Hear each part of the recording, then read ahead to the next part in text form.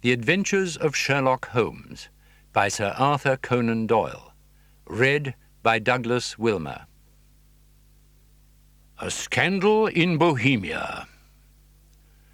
To Sherlock Holmes, she is always the woman. I've seldom heard him mention her under any other name.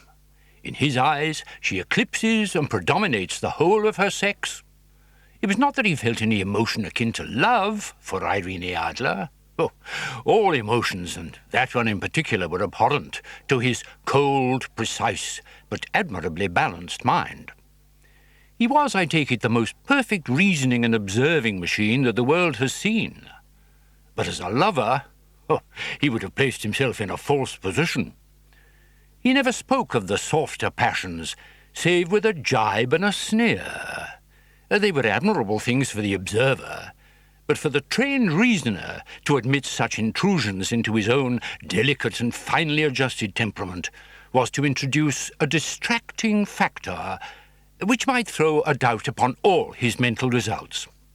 Grit in a sensitive instrument, or a crack in one of his own high-power lenses, would not be more disturbing than a strong emotion in a nature such as his.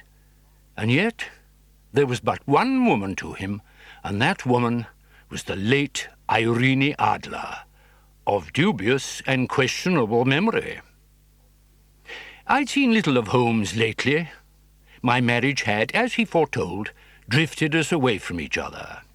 My own complete happiness and home-centred interests were sufficient to absorb all my attention, while Holmes, who loathed every form of society with his whole Bohemian soul, remained in our lodgings in Baker Street, buried among his old books, and alternating from week to week between cocaine and ambition, the drowsiness of the drug and the fierce energy of his own keen nature.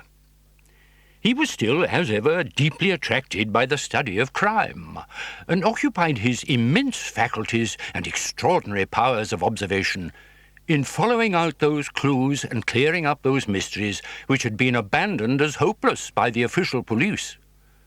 From time to time I heard some vague account of his doings, of his summons to Odessa in the case of the Trepoff murder, of his clearing up of the singular tragedy of the Atkinson brothers at Trincomalee, and finally of the mission which he'd accomplished so delicately and successfully for the reigning family of Holland.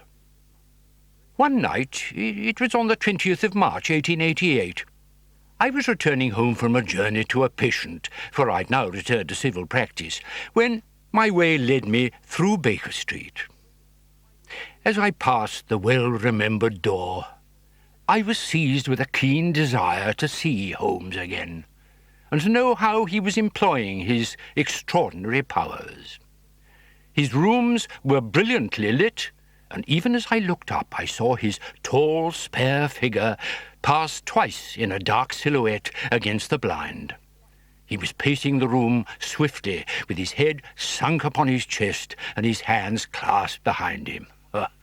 To me, who knew his every mood and habit, his attitude and manner told their own story. He was at work again. He had risen out of his drug-created dreams and was hot upon the scent of some new problem. I rang the bell and was shown up to the chamber which had formerly been, in part, my own. His manner was not effusive, it seldom was, but he was glad, I think, to see me. With hardly a word spoken, but with a kindly eye, he waved me to an armchair, threw across his case of cigars, and indicated a spirit case and gasogene in the corner. Then he stood before the fire and looked me over in his singular, introspective fashion.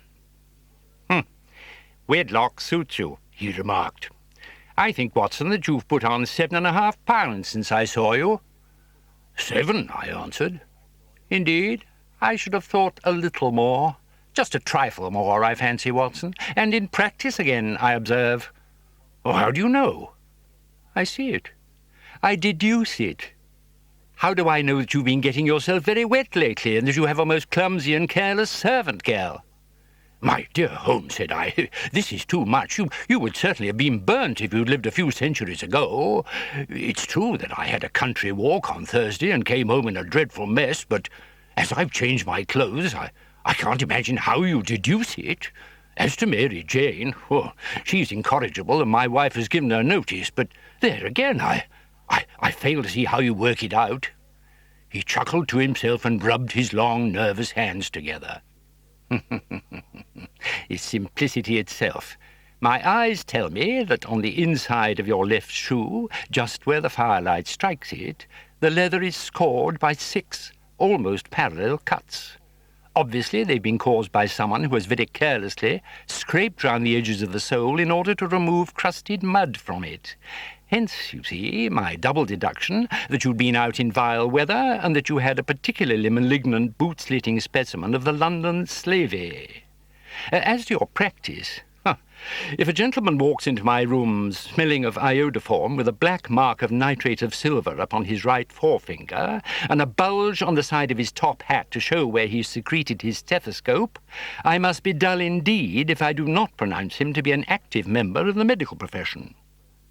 I could not help laughing at the ease with which he explained his process of deduction. When I hear you give your reasons, the thing always appears to me to be so ridiculously simple that I could easily do it myself, though at each successive instance of your reasoning I'm baffled, until you explain your process. And yet I believe that my eyes are as good as yours." "Quite so," he answered, lighting a cigarette and throwing himself down into an armchair. "You see, but you do not observe. The distinction is clear. For example, you've frequently seen the steps which lead up from the hall to this room." "Frequently?" "How often?" "Well, some hundreds of times." "Then how many are there?" "How many? Oh, I don't know." "Quite so. You have not observed, and yet you have seen. Now, I know that there are 17 steps because I have both seen and observed. By the way, since you're interested in these little problems and are good enough to chronicle one or two of my trifling experiences, you may be interested in this." He threw over a sheet of thick, pink-tinted notepaper which had been lying open upon the table. It came by the last post. The note was undated and without either signature or address. "They will call upon you tonight at 7:45, it said. "A gentleman who desires to consult you upon a matter of the very deepest moment.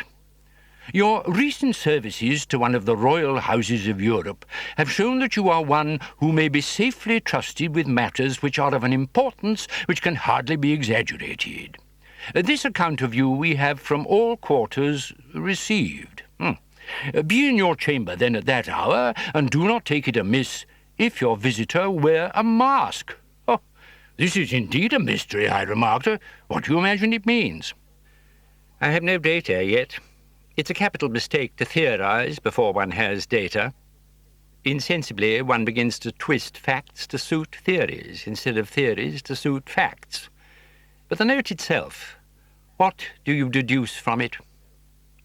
I carefully examined the writing and the paper upon which it was written.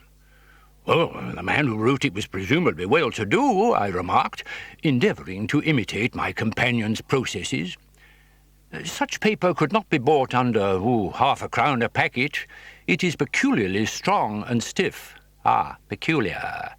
That's the very word," said Holmes. "It's not an English paper at all. Hold it up to the light." I did so and saw a large E with a small g and a P, and a large G with a small t woven into the texture of the paper. "What do you make of that?" asked Holmes. "Well, the name of the maker, no doubt, or his monogram, rather." "Not at all. The G with the small t stands for Gesellschaft, which is the German for company. It is the customary contraction like our and co. P, of course, stands for Papier. Now for the E.G., and let us glance at our Continental Gazetteer." He took down a heavy brown volume from his shelves.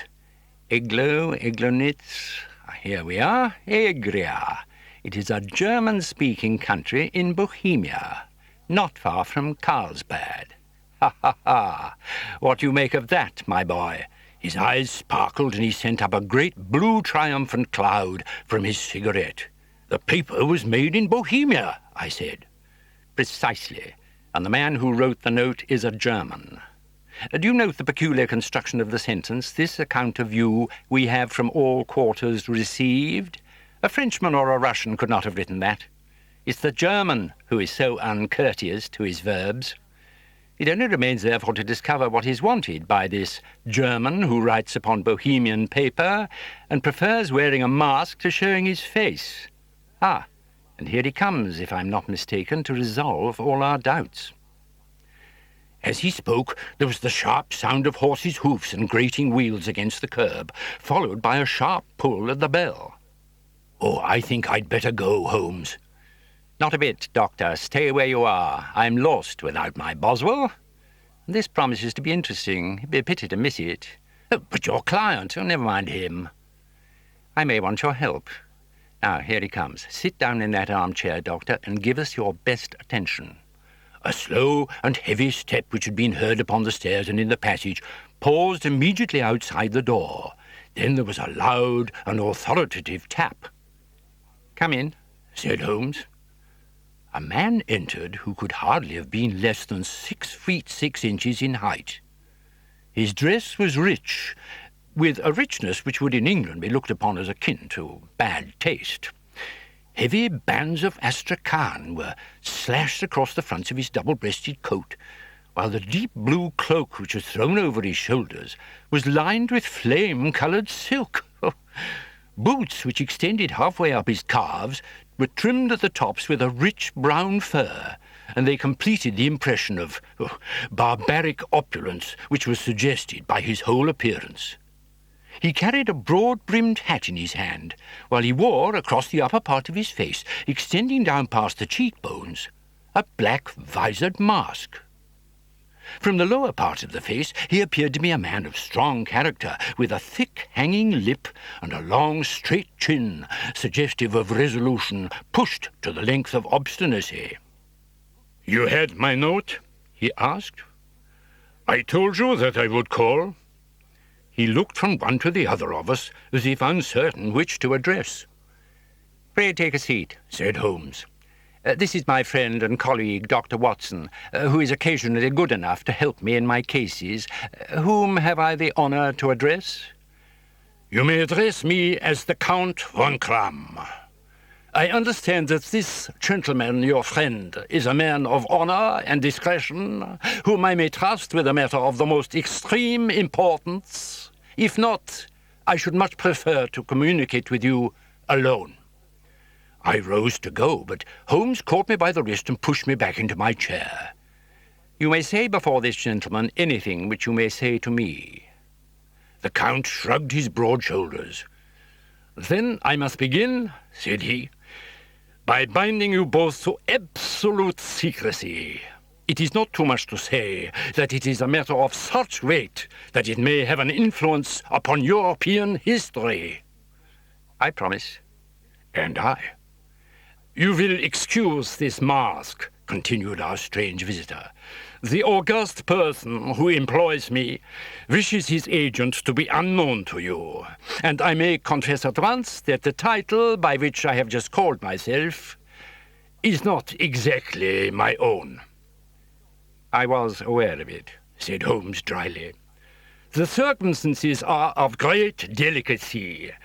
To speak plainly, the matter implicates the great house of Ormstein, hereditary kings of Bohemia." "I was also aware of that," murmured Holmes. "And if your Majesty would condescend to state your case, I should be better able to advise you." The man sprang from his chair. Then, with a gesture of desperation, he tore the mask from his face and hurled it upon the ground. "You are right. I am the king. Why should I attempt to conceal it?" "Why, indeed?" murmured Holmes. "Your Majesty had not spoken before I was aware that I was addressing Wilhelm Gottsreich Sigismund von Ormstein, Grand Duke of Castle-Feldstein and hereditary King of Bohemia." "But you can understand," said our strange visitor, sitting down once more, "that I am not accustomed to doing such business in my own person. Yet the matter was so delicate that I could not confide it to an agent without putting myself in his power. I have come incognito from Prague for the purpose of consulting you." "Then pray consult," said Holmes, shutting his eyes. "The facts are briefly these. Some 5 years ago, during a lengthy visit to Warsaw, I made the acquaintance of the well-known adventuress Irene Adler. The name is no doubt familiar to you." "Kindly look her up in my index, Doctor," murmured Holmes, without opening his eyes. For many years he had adopted a system of docketing all paragraphs concerning men and things, so that it was difficult to name a subject or a person on which he could not at once furnish information. I found her biography sandwiched in between that of a Hebrew rabbi and that of a staff commander who'd written a monograph upon the deep-sea fishes. "Let me see," said Holmes. "Born in New Jersey in the year 1858, contralto, La Scala, prima donna Imperial Opera of Warsaw, yes. Retired from the operatic stage. Living in London, quite so. Your Majesty, as I understand, became entangled with this young person, wrote her some compromising letters, and is now desirous of getting those letters back." "Precisely so, but how— Was there a secret marriage?" "None." "No legal papers or certificates?" "None." "Then I fail to follow, Your Majesty. If this young person should produce her letters for blackmailing or other purposes, how is she to prove their authenticity?" "There is the writing." "Forgery." "My private notepaper." "Stolen." "My own seal." "Imitated." "My photograph." "Bought." "We were both in the photograph." "Oh dear, that's very bad. Your Majesty has indeed committed an indiscretion." "I was mad, insane. I was only Crown Prince then. I was young." "It must be recovered." "We have tried and failed." "Your Majesty must pay. It must be bought." "She will not sell." "Stolen, then." 5 attempts have been made. Twice burglars in my pay ransacked her house. Once we diverted her luggage when she travelled. Twice she has been waylaid. There has been no result." "No sign of it?" "Absolutely none." It's quite a pretty little problem. "But a very serious one to me." "Indeed. And what does she propose to do with the photograph?" "To ruin me." "But how?" "I am about to be married." "So I've heard." "To Clotilde Lotman von Saxe-Meiningen, second daughter of the King of Scandinavia. You may know the strict principles of her family. She is herself the very soul of delicacy. A shadow of a doubt as to my conduct would bring the matter to an end." "And Irene Adler?" "Threatens to send them the photograph. And she will do it. I know she will do it.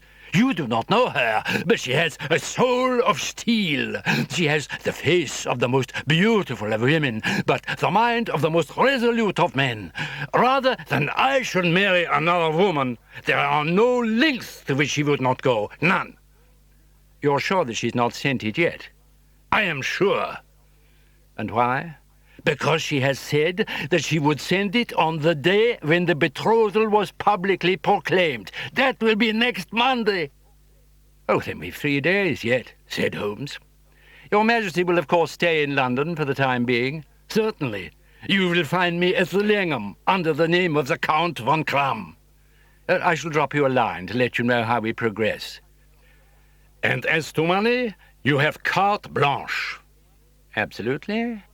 "I tell you that I would give one of the provinces of my kingdom to have that photograph." The king took a heavy chamois leather bag from under his cloak and laid it on the table. "And for present expenses, there are £300 in gold and 700 in notes." Holmes scribbled a receipt upon the sheet of his notebook and handed it to him. "And Mademoiselle's address?" he asked. "Is Bryony Lodge, Serpentine Avenue, St. John's Wood. Holmes took a note of it. One other question, said he. Was the photograph a cabinet size? It was. Then good night, Your Majesty, and I trust we shall soon have some good news for you. And good night, Watson, he added as the wheels of the royal brougham rolled down the street. If you'll be good enough to call tomorrow afternoon at 3 o'clock, I should like to chat this little matter over with you. At 3 o'clock precisely, I was at Baker Street. The landlady informed me that he'd left the house shortly after 8 o'clock in the morning. I sat down beside the fire, however, with the intention of awaiting him, however long he might be. It was close upon 4 before the door opened, and a drunken-looking groom, ill-kempt and side-whiskered with an inflamed face and disreputable clothes, walked into the room. Accustomed as I was to my friend's amazing powers in the use of disguises, I had to look 3 times before I was certain it was indeed he. With a nod, he vanished into the bedroom, whence he emerged in 5 minutes, tweed-suited and respectable as of old. Putting his hands into his pockets, he stretched out his legs in front of the fire and laughed heartily for some minutes. Well, really, it's quite too funny. I'm sure you could never guess how I employed my morning or what I ended by doing. I can't imagine. I suppose that you've been watching the habits and perhaps the house of Miss Irene Adler. Quite so, but the sequel was rather unusual. I left the house a little after 8 o'clock this morning in the character of a groom out of work. There's a wonderful sympathy and freemasonry among horsey men. Be one of them, and you will know all there is to know. I soon found Bryony Lodge. It's a bijou villa with a garden at the back, but built out in front, right up to the road, 2 stories. Chubb lock to the door. Large sitting room on the right side with long windows almost to the floor, and those preposterous English window fasteners which a child could open. Behind there was nothing remarkable. I then lounged down the street and found, as I expected, that there was a mews in a lane which runs down by one wall of the garden. I lent the ostlers a hand in rubbing down their horses, and I received in exchange 2pence, a glass of half and half, 2 fills of shag tobacco, and as much information as I could desire about Miss Adler, to say nothing of 6 other people in the neighbourhood. And what of Irene Adler? I asked. Oh, she's turned all the men's heads down in that part. She's the daintiest thing under a bonnet. She lives quietly, sings at concerts, drives out at 5 every day, and returns at 7 sharp for dinner. Has only 1 male visitor, but a good deal of him. He is dark, handsome, and dashing, never calls less than once a day, and often twice. He is a Mr. Godfrey Norton of the Inner Temple. See the advantages of a cabman as a confidant. They had driven him home 12 times from Serpentine Mews, and knew all about him. I began to think over my plan of campaign. This Godfrey Norton was evidently an important factor in the matter. He was a lawyer. That sounded ominous. What was the relation between them, and what was the object of his repeated visit? Was she his client, his friend, or his mistress? If the former, she'd probably transferred the photograph to his keeping. If the latter, it was less likely. On the issue of this question depended whether I should continue my work at Bryony Lodge or turn my attention to the gentleman's chambers in the Temple. I was still balancing the matter in my mind when a hansom cab drove up to Bryony Lodge, and a gentleman sprang out.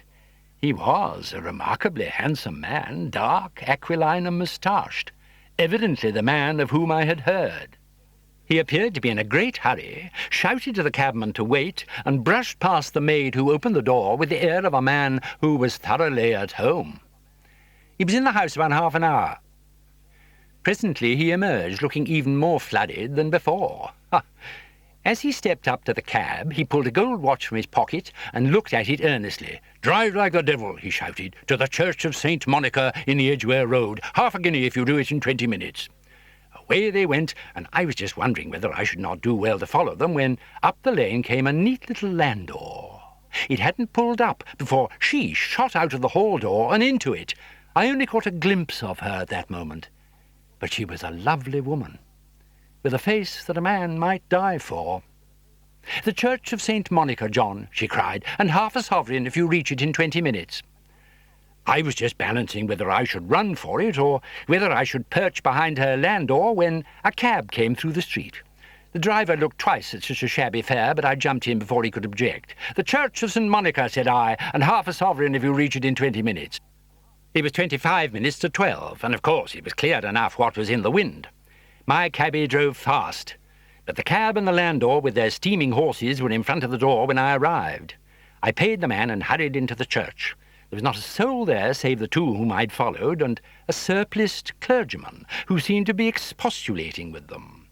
They were all three standing in a knot in front of the altar. Suddenly, to my surprise, the three of them faced round to me, and Godfrey Norton came running as hard as he could towards me. 'Thank God,' he cried. 'You'll do. Come, man, come, only 3 minutes or it won't be legal.' I was half dragged up to the altar, and before I knew where I was, I found myself mumbling responses which were whispered in my ear and generally assisting in the secure tying up of Irene Adler, spinster, to Godfrey Norton, bachelor. It was all done in an instant, and there was the gentleman thanking me on one side and the lady on the other, while the clergyman beamed on me in front. Preposterous! It seems that my lucky appearance saved the bridegroom from having to sally out in the streets in search of a best man. The bride gave me a sovereign, and I mean to wear it on my watch chain in memory of the occasion. Oh, this is a very unexpected turn of affairs,' said I. 'And what then?' Well, at the church door they separated, he driving back to the temple and she to her own house. 'I shall drive out in the park at 5 as usual,' she said as she left him. I heard no more. They drove away in different directions, and I went off to make my own arrangements. 'Which are?' 'Some cold beef and a glass of beer,' he answered, ringing the bell. 'I've been too busy to think of food, and I'm likely to be busier still this evening. Oh, by the way, Doctor, I shall want your cooperation.' 'Oh, I shall be delighted.'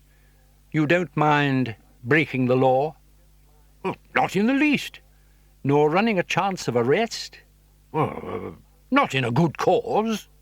'Oh, the cause is excellent.' 'Then I'm your man.' 'Ha, ha, ha! I was sure that I might rely on you.' 'But what is it you wish?' He turned hungrily on the simple fare that our landlady had provided. 'I must discuss it while I eat, for I haven't got much time. It's nearly 5 now. In 2 hours we must be on the scene of action. Miss Irene, or Madame, rather, returns from her drive at 7. We must be at Bryony Lodge to meet her.' 'And what then?' 'You must leave that to me. I've already arranged what is to occur. There's only one point on which I must insist. You must not interfere, come what may. You understand?' 'I am to be neutral?' 'To do nothing whatever. There will probably be some small unpleasantness. Do not join in it. It will end in my being conveyed into the house. 4 or 5 minutes afterwards, the sitting-room window will open. You are to station yourself close to that open window.' 'Yes.' 'You are to watch me, for I will be visible to you.' 'Yes.' 'And when I raise my hand, so, you will throw into the room what I give you to throw, and will, at the same time, raise the cry of fire. You quite follow me?' 'Entirely.' 'It's nothing very formidable,' he said, taking a long, cigar-shaped roll from his pocket. 'It's an ordinary plumber's smoke rocket, fitted with a cap at either end to make it self-lighting. Your task is confined to that. When you raise your cry of fire, it will be taken up by quite a number of people. You may then walk to the end of the street, and I will rejoin you in 10 minutes. I hope that I've made myself clear?' 'You may entirely rely on me.' 'That is excellent. I think perhaps it's almost time that I prepared for the new role I have to play.' He disappeared into his bedroom and returned in a few minutes in the character of an amiable and simple-minded, nonconformist clergyman. It was not merely that Holmes changed his costume. His expression, manner, his very soul seemed to vary with every fresh part that he assumed. Oh, the stage lost a fine actor when he became a specialist in crime. It was 6:15 when we left Baker Street, and it still wanted 10 minutes to the hour when we found ourselves in Serpentine Avenue. It was already dusk, and the lamps were just being lighted as we paced up and down in front of Bryony Lodge, waiting for the coming of its occupant. The house was just as I'd pictured it, but the locality appeared to be less private than I'd expected. For a small street in a quiet neighbourhood, it was remarkably animated. There was a group of shabbily dressed men smoking and laughing in a corner, a scissors grinder with his wheel, 2 guardsmen who were flirting with a nurse girl, and several well-dressed young men who were lounging up and down with cigars in their mouths. "You see," remarked Holmes, as we paced to and fro in front of the house, "this marriage rather simplifies matters. The photograph becomes a double-edged weapon now. The chances are that she would be as averse to it being seen by Mr. Godfrey Norton as our client is to its coming to the eyes of his princess.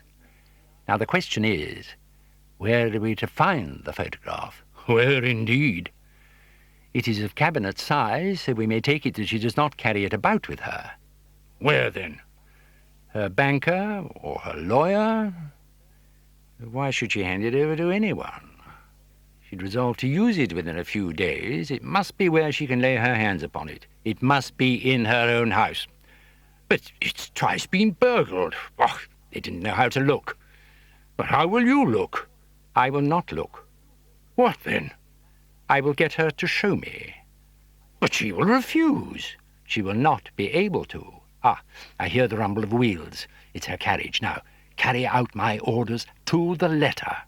As he spoke, the gleam of the sidelights of a carriage came round the curve of the avenue. It was a smart little landau which rattled up to the door of Bryony Lodge. As it pulled up, one of the loafing men at the corner dashed forward to open the door in the hope of earning a copper, but was elbowed out of the way by another loafer, who'd rushed up with the same intention. A fierce quarrel broke out, which was increased by the 2 guardsmen and the scissors grinder. A blow was struck, and in an instant the lady who had stepped from her carriage was the centre of a little knot of flushed and struggling men who struck savagely at each other with their fists and sticks. Holmes dashed into the crowd to protect the lady, but just as he reached her, he gave a cry and dropped to the ground with the blood running freely down his face. At his fall, the guardsmen took to their heels in one direction and the loungers in the other, while a number of better-dressed people who'd watched the scuffle without taking part in it crowded in to help the lady and attend to the injured man. Irene Adler, as I will still call her, had hurried up the steps, but she stood at the top with her superb figure outlined against the lights of the hall, looking back into the street. "Is the poor gentleman much hurt?" she asked. "He's dead," cried several voices. No, there's life in him," shouted another. "Oh, he can't lie in the street. May we bring him in, ma'am?" "Surely. Bring him into the sitting-room. This way, please." Slowly and solemnly he was borne into Bryony Lodge and laid out in the principal room, while I observed the proceedings from my post by the window. The lamps had been lit, but the blinds had not been drawn so that I could see Holmes as he lay upon the couch. Oh, I never felt more heartily ashamed of myself in my life than when I saw that beautiful creature against whom I was conspiring, or the grace and kindliness with which he waited upon the injured man. And yet it would be the blackest treachery to Holmes to draw back now from the part which he'd entrusted to me. So I hardened my heart and took the smoke rocket from under my ulster. After all, I thought, we are not injuring her, we are but preventing her from injuring another.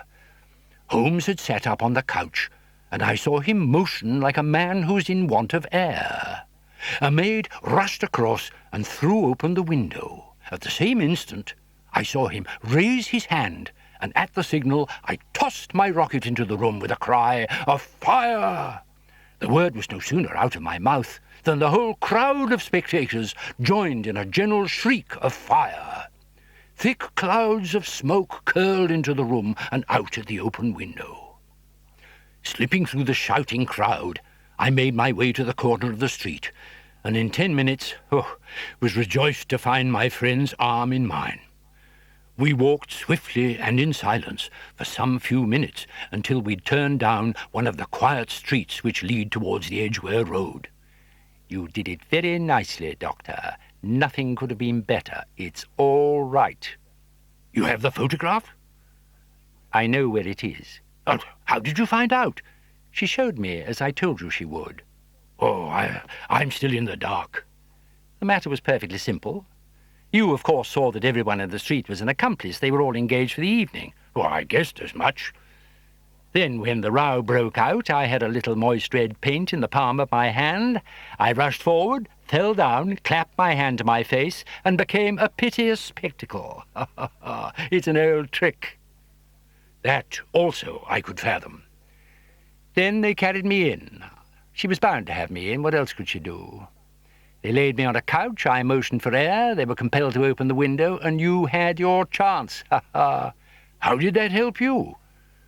Well, it was all important. When a woman thinks that her house is on fire, her instinct is at once to rush to the thing which she values most. A married woman grabs at her baby, an unmarried one reaches for her jewel box. Now, it was clear to me that Our Lady of today had nothing in the house more precious to her than what we're in quest of. She would rush to secure it. The alarm of fire was admirably done. The smoke and shouting was enough to shake nerves of steel. She responded beautifully. The photograph is in a recess behind a sliding panel, just above the right bell pull. She was there in an instant, and I caught a glimpse of it as she half drew it out.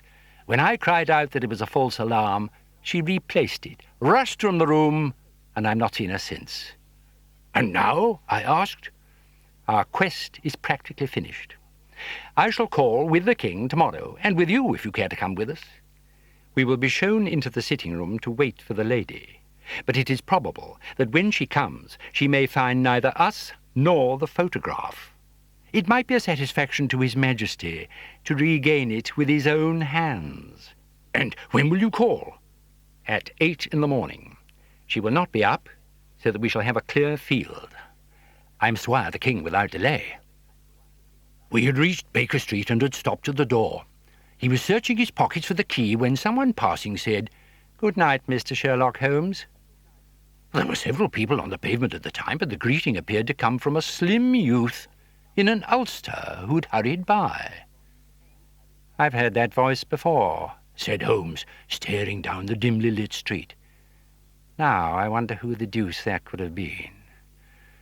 I slept at Baker Street that night, and we were engaged upon our toast and coffee when the King of Bohemia rushed into the room.